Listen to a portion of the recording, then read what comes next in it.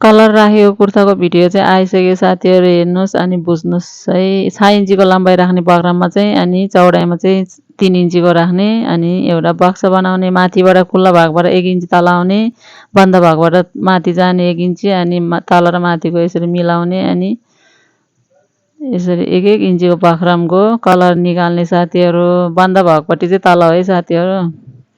अनि यसरी मिलाउने। अनि ठ्याक्कै 14 इन्ची लम्बाइ निस्किन्छ साथीहरू। लम्बाइ चाहिँ हाम्रो हाफ कलरको लागि चाहिँ 14 इन्ची चाहिन्छ। अनि 6 इन्ची बक्राम पट्याएर अनि 3 इन्चीको बक्स बनाएर माथि 1 इन्ची तल 1 इन्ची गरेर माथि मिलाइसकेपछि ठ्याक्कै 14 इन्ची निस्किन्छ साथीहरू। यसरी बनाउनु होला।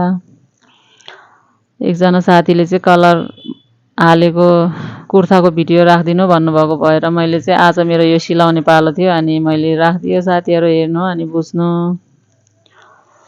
अनि एकजना बहिनीले चाहिँ के अरे मेरो त कागज राख्दाखेरि पनि मेरो सिलाएन दिदी भन्नुभएको रहेछ।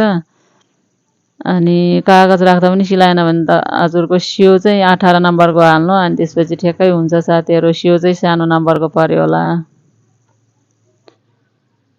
यसरी चुड्की मिलाएर बक्राममा पनि आधी बारे चुड्की लगाउने। अनि माथि कुममा पनि ठ्याक्कै आधीमा चुड्की लगाउने बिचमा। अनि चुड्की मिलाएर यसरी जोड्ने साथीहरू।